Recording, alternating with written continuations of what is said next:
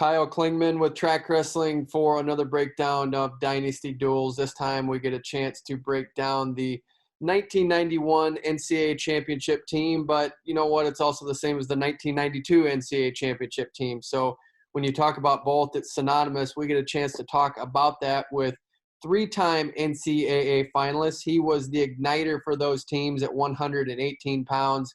Chad Zaputil, how are you? I'm doing great. Thanks for having me. Great to have you on. Just tell us real quick where you're living. It's not necessarily known as wrestling territory, but you're down in the South.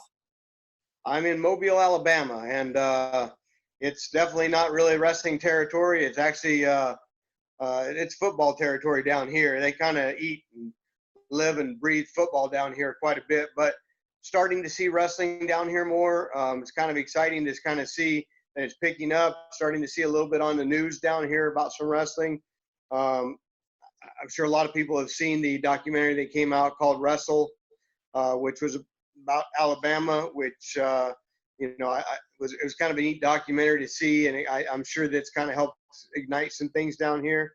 There is some wrestling in the South, of course, Florida, Georgia, some states that have kind of have had quite a bit of wrestling going on for a while, but like I said, Alabama has definitely, I think, always been kind of football country, but one of the things that I think we mentioned this the other day when you and I talked, I'm sure you see a lot of things come out about how a lot of football coaches kind of like to have some wrestlers on their football team and kind of how well it prepares people for football. I think that's probably not hurting things down in this area. That's for sure. Well, and just thinking about this Iowa team in 91 and then 92, because again, they were identical teams, but when you go down the lineup of 10, 7 of those 10 came from Iowa high schools, and then the 2 of them were North Dakota, and then you had a New Yorker in Tom Ryan. But even going back to the high school scene, what was the flavor of Iowa high school wrestling at that time? Did you feel like it was on the upswing? I definitely felt like that Iowa high school put out a lot of great athletes at that time, some really good wrestling, and I was doing very well at that time. I was definitely, we had some good teams during those times. A lot of kids went to Iowa. I mean, we had a stacked wrestling room at that time, just up and down the lineup. I mean, there were. I mean, I believe it was 92 when we had 11 returning All-Americans with 10 weight classes. So how many high school or how many college teams can say they have more returning All-Americans than they have weight classes to fill? I mean, right from the get-go, somebody that's a returning All-American is not going to make the team. And that really says a lot, but the team was just incredibly tough at that time. And like you said, 7 out of the 10 were right out of Iowa. We had some incredible additions from other states as well that were in the room, and some on the team with Tom Ryan. The Steiner brothers, of course, were a huge part of that team. Just incredible work ethics, incredible wrestlers, great technique. As you can see to this day, they're still both doing great things in the sport. You wrestled Terry Brands in the finals of the state championships. Did that match ever get brought up when you guys went to college? Well, I'm sure at different times it did. And, you probably know Royce Alger pretty well, so I'm sure he brought it up a time or two here and there because he liked to always start a little bit of fireworks in the wrestling room on occasion. But, everybody, knows the Brands brothers. Actually, I wrestled both of them in high school, and everybody knows them. Everybody knows their, just the incredible, attributes they put into the sport of wrestling. They were a huge part of the reason why that team was so good. They were really big leaders for the team. They pushed everybody to be better. They pushed themselves to be better. And I have to say, that they were probably a big reason that why that kind of team did as well as it did. Of course, Gable coaching, everybody growing up, or I shouldn't say everybody, the people that I was around growing up, everybody wanted to go wrestle for Gable. And, I think we had a whole room of people that wanted to be there doing that. And it was a pretty neat thing to be a part of. We had a close team. We put a lot of time in together while I was there. And, I think, we still get a chance to see each other once in a while, at least even to this day. And and I didn't get to make it up for any of the meets this year. I was there in the fall for a football game. My nephew played football, so I got to go up and watch some wrestling practice while I was back in the fall. So it was kind of neat to get back and get in the room and see the Brands brothers. And man, I tell you what, they were having such an incredible year this year. To have it be cut short with all the virus going on with COVID-19, it's a shame. I feel really bad for the athletes, but of course, this is a bigger picture thing. So. Were you pretty tight with Tom and Terry in college? I think our whole team was pretty tight. I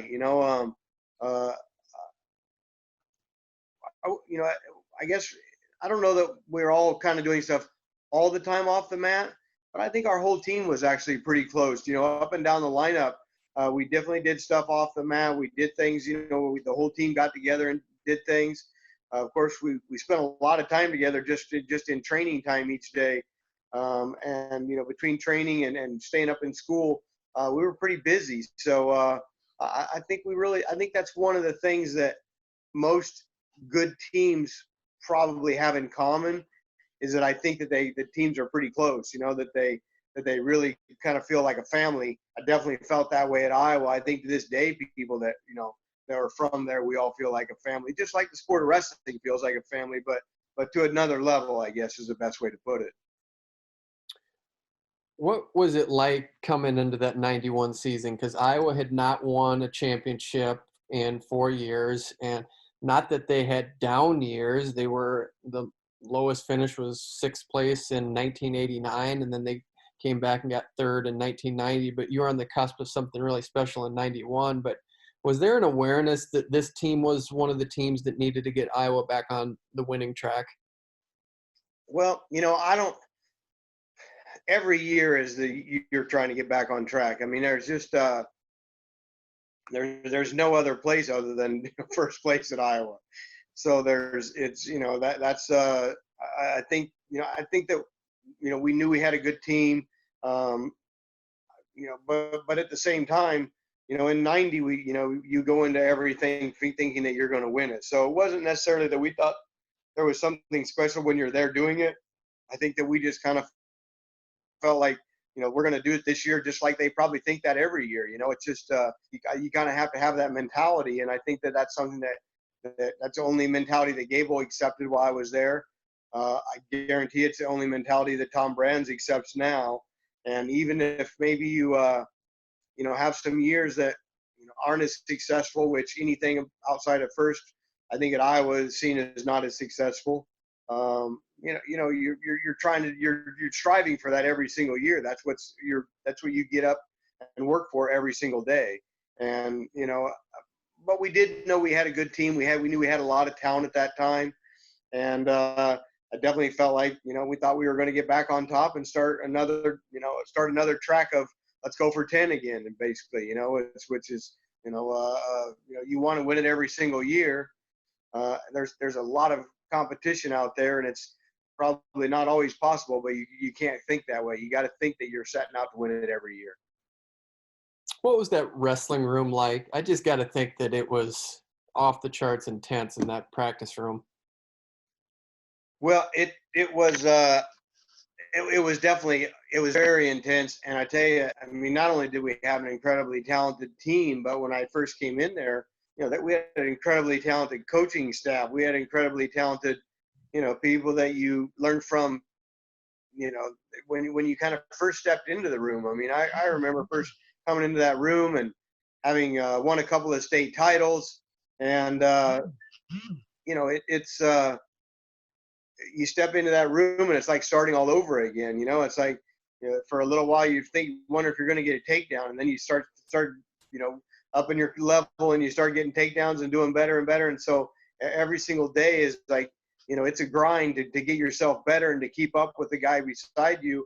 And a number of those guys had already been through what we were starting our process on. So it's just I guess it's an atmosphere that, you have to get better every day. You strive for that, but I mean, you just kind of have to keep up with everybody that's there. So it's a pretty impressive thing to be a part of. What's it like being the lightest weight class? It was 118 pounds at that time, but you can only go up with workout partners or someone who's at the same level. Does that get challenging? Well, I mean, there was, I guess we probably had it pretty good at Iowa in that, maybe and I had to in high school. In high school, I wrestled kids, much larger than I was, not because we didn't have a good wrestling team, but you just kind of had to get more competition. At Iowa, you definitely wrestle with guys bigger than you, but there were so many good guys in the lighter weights. It wasn't like you were having to go up and wrestle with middleweights or heavier. Um, but you are always kind of wrestling with guys probably at the very least your size and bigger. And I guess that I think one of the challenges of that in a very competitive room is trying to stay injury free. And that's one of the things that I think a lot of lighter weight guys, sometimes if you're constantly wrestling with bigger guys, that it does kind of hurt people. And I definitely had some injuries throughout. Not saying that was the reason why necessarily, but I definitely had a number of injuries throughout my time at Iowa. And unfortunately, still battling some of them to this day. As we talked earlier, I'm probably going to have to go in and get some hip work done myself here before very long. What kind of coach was Gable for you? You hear about head coaches sometimes having to be the overseer of the program and maybe doesn't get into the details, but what was your relationship like personally with Dan Gable? Well, I don't think that was any at all the way he coached. For one, he was very hands-on, and it probably has changed some as he got a little bit older. And not that he was in great health when I was there, but he was in good enough health to still get on the mat. And he definitely got out there, not just doing technique, but even wrestled with guys, and he was still tougher than nails in doing it. And I always joke around because he was so incredibly tough on top, and at times my strongest suit wasn't always on the bottom. So sometimes at the end of practice, he would grab me and we'd have to go a little bit extra time, so he could kind of teach me some things on the bottom. And man, he was tough in that thing. Not only was I giving up some weight to him, but I don't think it really would have even mattered. I always joke around and say, if he wanted to still be riding me to this day, I'm not so sure I'd have gotten away yet. But he was definitely hands-on. I had a close relationship with him. Still keep in touch with him to this day. I think he keeps in touch with a lot of his wrestlers to this day. He's just a very hands-on guy. He was definitely a huge mentor, father figure. I think most everything to most of the guys on the team. And we had a lot of great guys that were there that helped that program a lot as well. Jimmy Zaleski, Barry Davis, Brad Penrith, Blaise Alger, a lot of guys, we spent a lot of time with, but Gable wasn't the kind of guy that sat back and let everybody else, maybe run technique or run different parts of the practice, and he just kind of oversaw. He was definitely there, every day, going through things. And I think he did have guys that did certain aspects of that, and he used them doing that. But he definitely was very hands-on. He was definitely a coach that was, there, as part of your coaching and as part of your life, and still is with many, many people. So, who'd you room with on the road? When I first came to Iowa, my roommate in the dorms my very first year was John Ostendorf. We had the smallest guy on the team and the biggest guy on the team, and we started rooming with each other in the dorms, and we lived with each other our whole rest of our time at Iowa. Even when we moved, into an apartment, we stayed together the whole time. And so he definitely was a very close teammate of mine. At times we were in such different ends of things because I was having to cut a lot of weight and he was trying to gain weight all the time. So maybe all the times on the road we didn't room together, but we definitely definitely spent a lot of time with each other. As far as just as in general, just because, like I said, we lived with each other every single year at Iowa. So. As far as just thinking about that team dynamic going up through the lineup, and you just had so much power going through there, when did you come back out to actually watch? Like, you were the 118-pounder. Were you back by Terry's match to be able to watch the rest of a dual meet?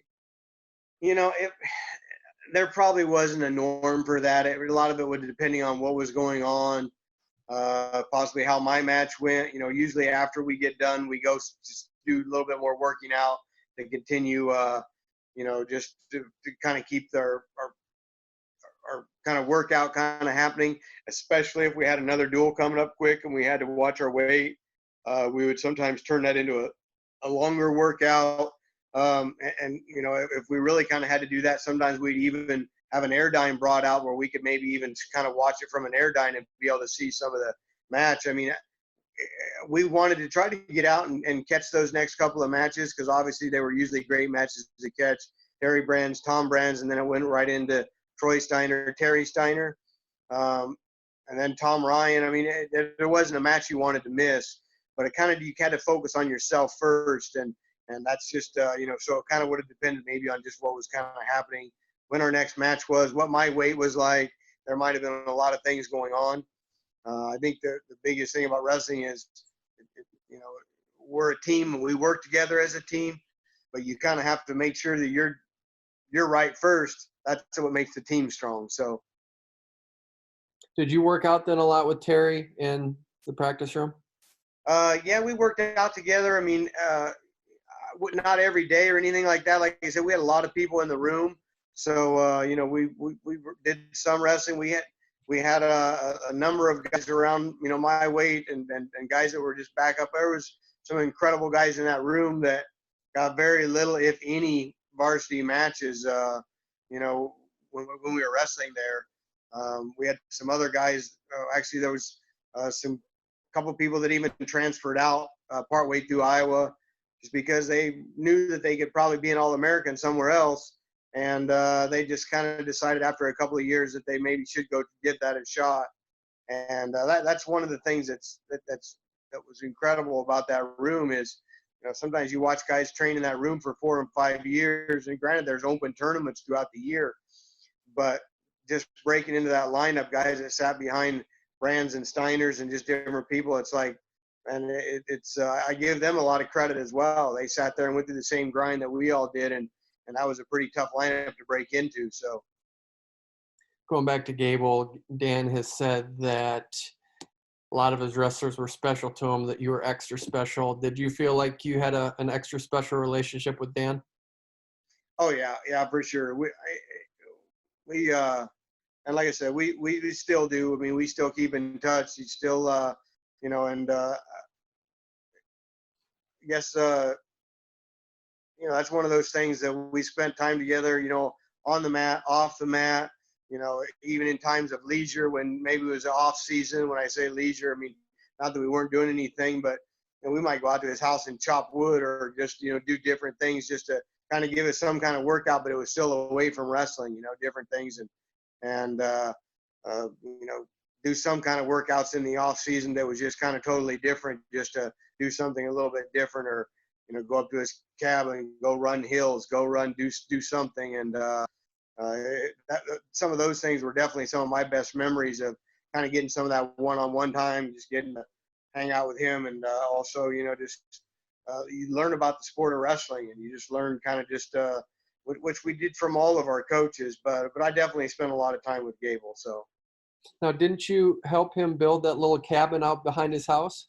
Yes. Yeah. That after I'd finished wrestling, helped him. We kind of did most of the overseeing of the little workout facility behind his place, which has a sauna in it, steam, a little workout room. So it's kind of a neat little spot. It's been a long time since I've been back there to see it, though.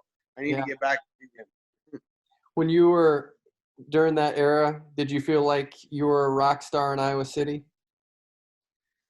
Well, I tell you, I don't know if rock star is the right word, but I will say this, being that Iowa not like there's a professional team there. It's not like there's, it's a little bit different when I've spent 20 years in Los Angeles, and that kind of stuff sometimes gets lost in the shuffle because there's so many pro teams there. There's so many different things going on. I think it's a little bit different. You don't have that going on, but sports in college are big. It really is a kind of an important thing. It's a big thing.